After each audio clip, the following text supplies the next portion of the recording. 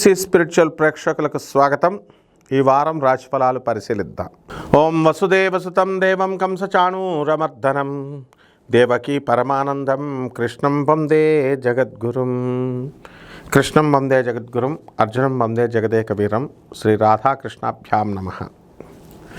ఈ వారం మనకి కుజ, బుధ, శని గ్రహాలు ఇవన్నీ కూడా మనకి మీనరాశిలో ఉన్నాయి.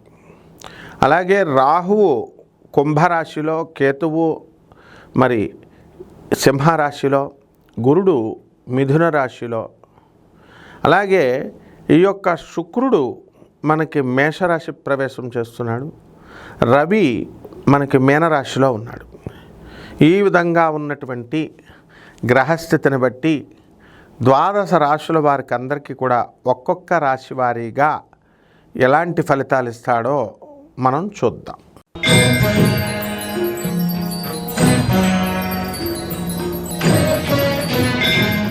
తులారాశి.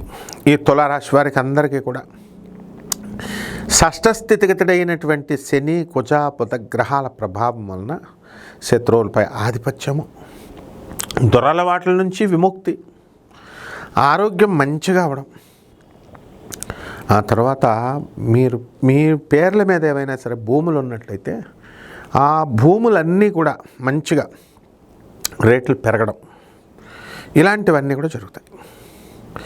అయితే మీ మేనమామలు మీ తల్లిగారికి ఇచ్చినటువంటి ఆస్తి విషయాల్లోకి ఇంటర్ఫియర్ అయ్యి పెద్దోళ్ళు అయిపోయారు. మీ మేనమామలు వాళ్ళకి సంతానాలు కలిగిన మీ అమ్మగారు వాళ్ళు మీరందరూ పెద్దోళ్ళు అయిపోయారు. కానీ ఇప్పుడు మీ మేనమామ మీ అమ్మగారికి వచ్చిన వాటా మీద వాళ్ళకే చెందుతుంది అని కేసులు వేయడం, ఇలాంటివన్నీ కూడా జరుగుతాయి. అంటే మేనమామల మీద కొంచెం వీళ్ళు ఏం చేస్తారు, మేనమామలు మిమ్మల్ని ఇబ్బంది పెడతారు. అలాగే ఈ రాశి వారికి అందరికీ కూడా మీరు చెయ్యని తప్పుకి మీరు కోర్టులకు వెళ్ళడం, మీ బంధువులు మీ నాన్నగారులు వీళ్ళందరూ కూడా వాళ్ళ ఆస్తులు పోగొడితే ఆ ఆస్తులు మళ్ళీ తెచ్చుకోవడం కోసం మీరు కష్టపడి మళ్ళీ కోర్టుల చుట్టూ తిరగడం, ఇవన్నీ కూడా చేస్తారు. కాబట్టి ధన నష్టం జరుగుతుంది. అయినా సరే లాభాలు రానున్నటువంటి వారంలో రావడానికి పునాదులు పడతా ఉంటాయి ఈ వారం.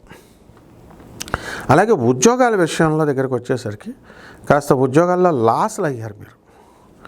కాబట్టి ఈ విధంగా పరిహారాలు ఏం చేసుకోవాలంటే, కొత్త ఉద్యోగాలు రావడం కోసం ఈ యొక్క తులారాశి వారికి శుక్ర జపం చేసుకోండి, శుక్ర స్తోత్రాలు చదవండి.